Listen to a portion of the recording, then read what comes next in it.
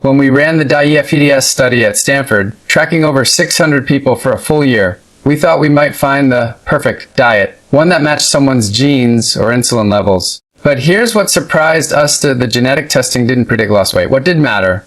Food quality, support, consistency, behavior change. And here's why I'm starting with that, because many people over 60 are noticing their legs getting weaker, slower stairs, harder walks, even difficulty getting up from a chair. And the first instinct is often, I need more protein. Or, it must be aging. But just like with Dinfix, the truth is more nuanced. This isn't just about age, it's about what we eat, how we move, and what messages our environment and our mindset are sending our muscles. Let's be clear, muscle loss after 60 is real. It's called sarcopenia, and by some estimates, up to 30% of people over 60 experience significant loss of muscle mass and function. But this isn't inevitable. In fact, many of the biological processes behind leg muscle decline, like inflammation, mitochondrial dysfunction, nutrient signaling, are deeply influenced by diet and lifestyle. And here's the empowering part: there are 6 modifiable drivers behind this leg strength decline. Drivers that nutrition, movement, mindset, and sometimes just a few food swaps can meaningfully improve. Some of them might surprise you. One is about how your gut microbes affect amino acid absorption. Another reveals why walking after meals could matter more than we thought. And one has to do with a food group we've been told to fear. But that could actually preserve your leg muscle. This talk isn't about quick fixes. It's not about guzzling collagen or slamming down whey shakes. It's about the science of what truly sustains muscle, especially the kind that keeps you moving, standing, and independent in later life. So if you've noticed changes in your legs or want to prevent them, we're going to walk through 6 grounded, science-backed reasons your legs might be getting weaker after 60. And more importantly, 6 powerful strategies to turn that around.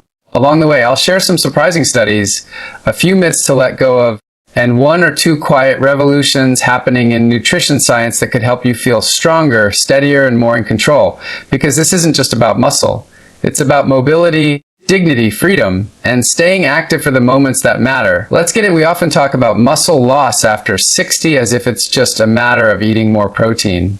And yes, dietary protein matters. I'm not here to argue against that. But when you look closely at the research, especially from studies like the PRT-AGE study group and the Health ABC study, something more nuanced emerges. It's not just how much protein you eat, it's when, how, and whether your body is even responding to it.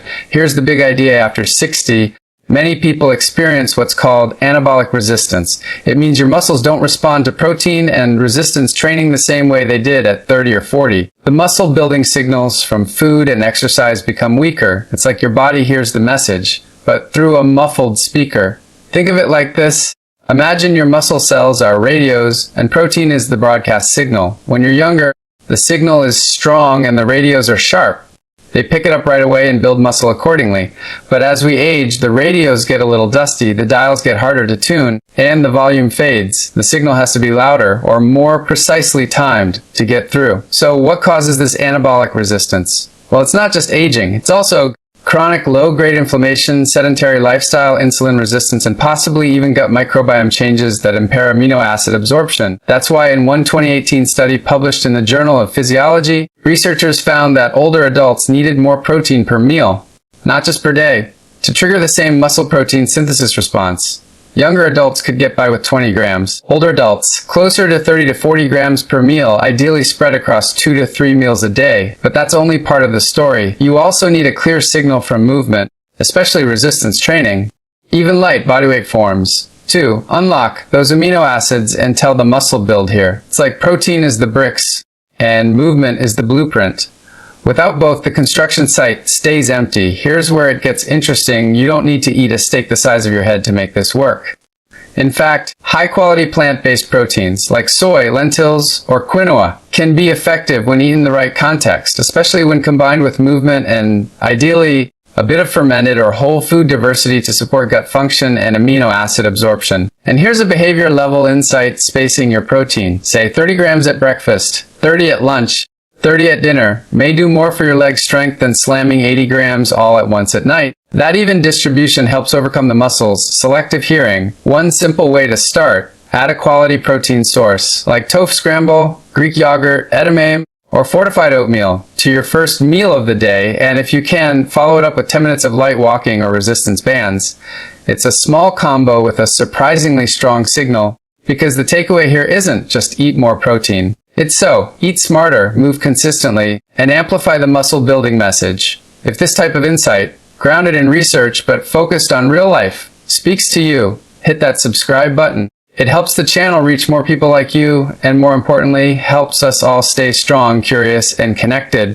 We often picture muscle building as something that happens under a squat rack with dumbbells in hand, maybe some grunting in the background. And while resistance training is crucial, we'll talk more about that. What's often overlooked is something far more accessible and profoundly protective: daily, low-intensity movement. Now, I want to take you to a study, actually a series of them, out of the University of Maastricht in the Netherlands. These researchers weren't looking at athletes. They were studying sedentary aging adults. And what they found was surprising. Even short bouts of sitting, just 3 to 5 hours, led to measurable reductions in lower body muscle protein synthesis. That's the signal your muscles use to repair and grow. Just sitting that long triggered a downshift, the machinery that keeps your legs strong. Now, think about how many people spend the majority of their day sitting, meals, TV, reading, driving, work, and how rarely those long sitting blocks are interrupted with movement. Suddenly, you realize we're not just aging, we're marinating in muscle inactivity signals all day long. But here's the exciting flip side: it doesn't take hours of exercise to reverse this. It takes frequency and intentionality. One study published in Diabetes Care had participants take a light 3-minute walk every 30 minutes throughout the day, just gentle steps.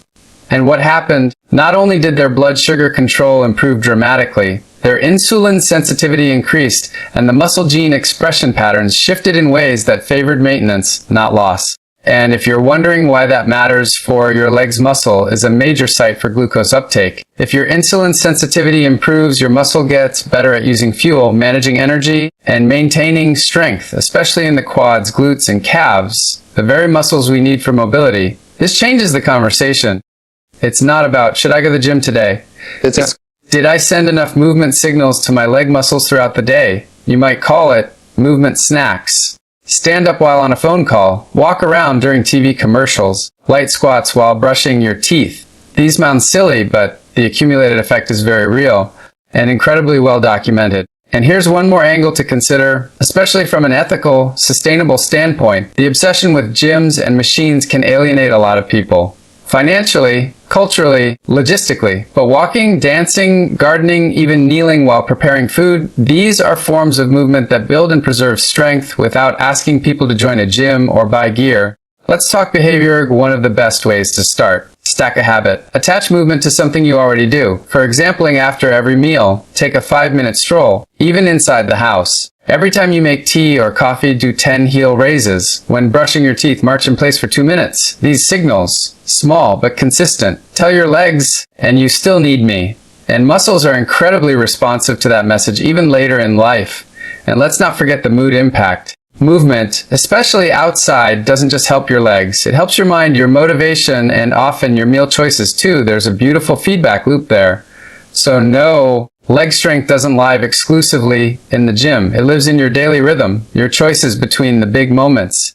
And if you're into science-backed strategies that work in real life, not just on spreadsheets, go ahead and subscribe. We're just getting started. Most of the conversations around muscle health after 60 revolve around macronutrients, mainly protein, sometimes carbs or fats. But there's a quieter, often overlooked factor that plays an enormous role in keeping your legs strong: micronutrient sufficiency.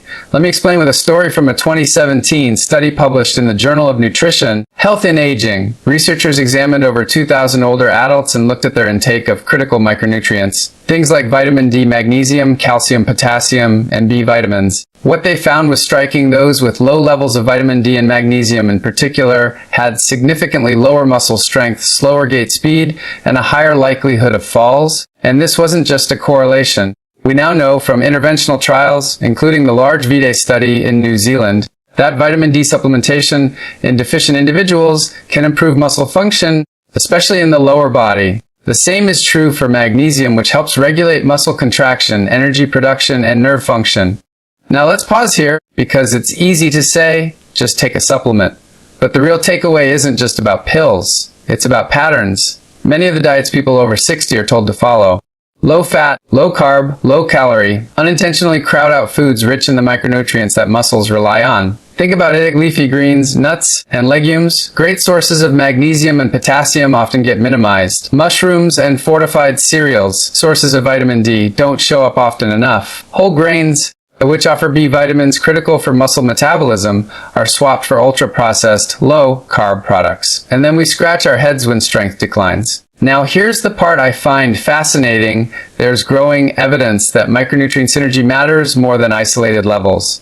In other words, when your meals are built from diverse, whole, colorful foods, the nutrients work in concert. They enhance absorption, reduce inflammation, and support the deeper biological systems behind strength. Mitochondrial function, nerve signaling, and protein turnover. Your legs aren't just made of protein.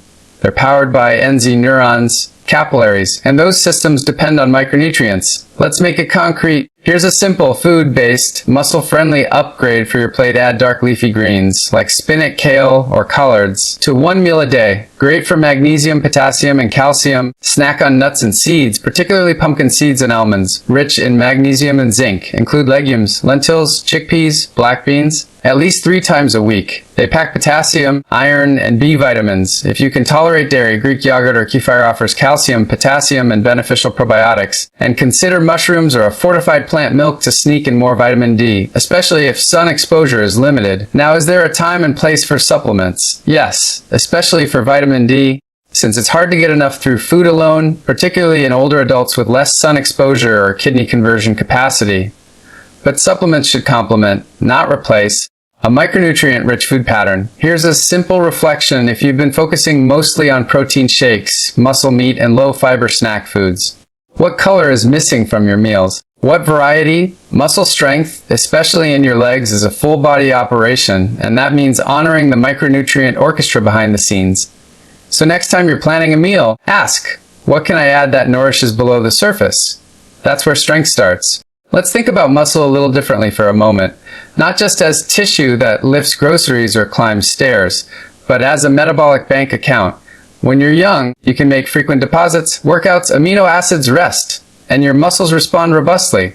But after 60, the withdrawals start increasing, and one of the biggest, sneakiest withdrawals, chronic low-grade inflammation. This is what researchers call inflammaging, a slow, steady rise in inflammatory markers like CRPL6, and TNF-alpha that gradually erode muscle mass and function over time. It's not the dramatic inflammation of a swollen knee or a cold. It's more like a pilot light that stays on too long and starts melting the wiring behind your muscle machinery. Now, several major studies have illuminated this connection.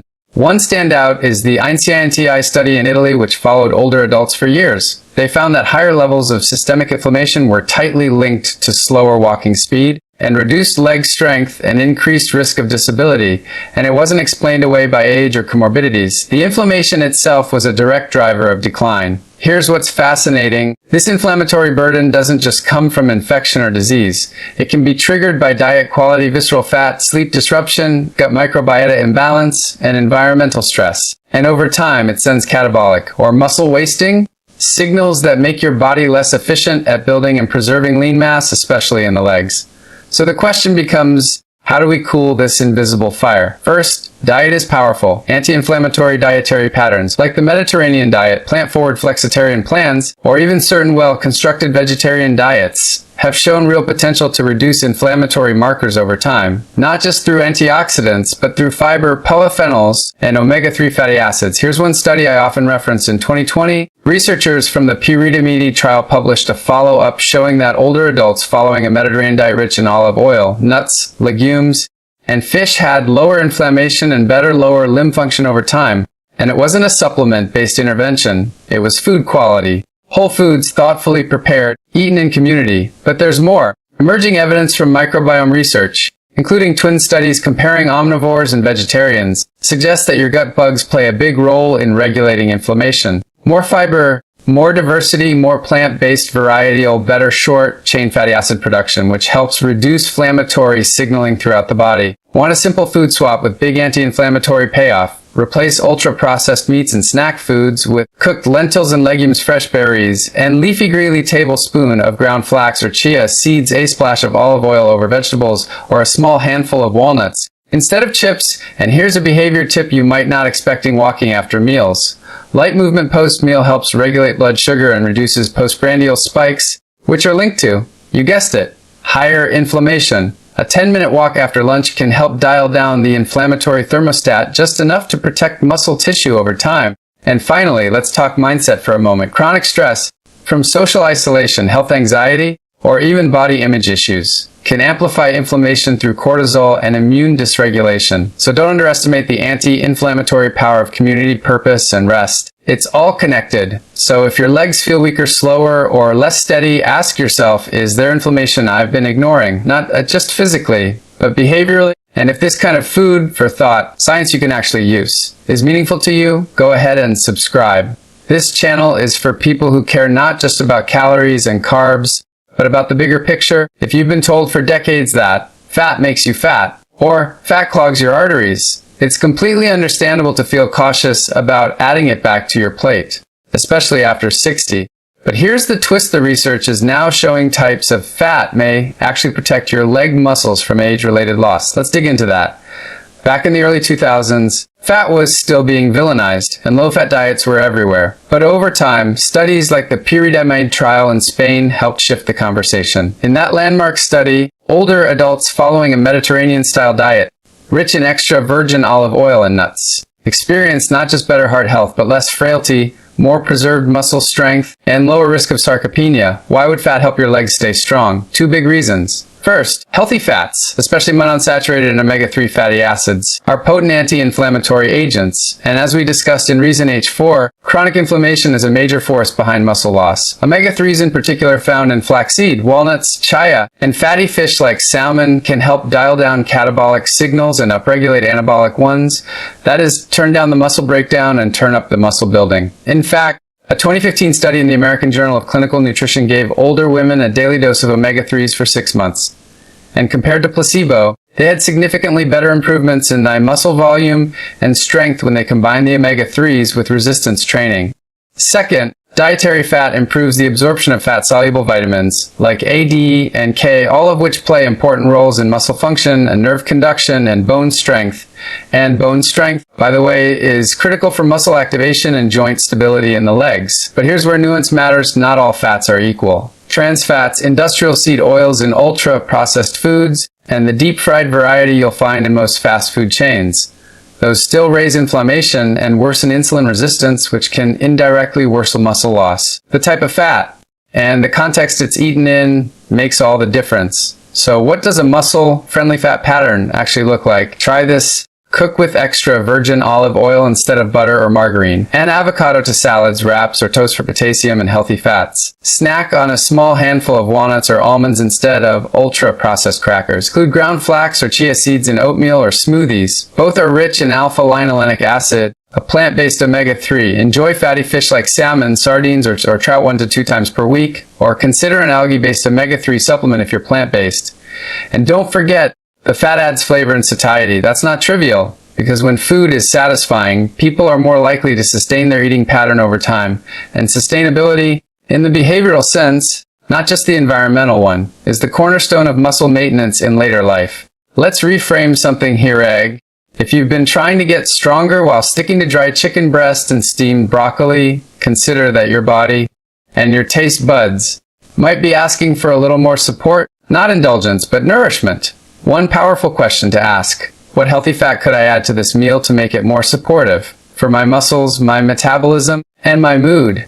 Because the answer isn't no fat or high fat. It's the right fats in the right context for the right reason. And that kind of nuance, where science meets real life, is what this channel is all about.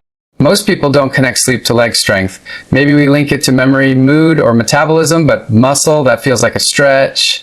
And yet, study after study shows without good sleep, your muscles, especially in the legs, don't stand a chance. Let's start with a landmark study from the Journal of Clinical Endocrinology Metabolism. Researchers took healthy adults and restricted their sleep to just 5.5 hours per night for 2 weeks. The results: they lost 60% more lean mass compared to those who slept 8.5 hours. Even though both groups were on the same diet, in short, less sleep, more muscle loss. Now, imagine this scenario playing out over months or years. A pattern of inconsistent, low-quality sleep. It becomes a quiet, a powerful drain on the very systems your muscles rely on to stay strong and functional. So how exactly does sleep affect your leg strength?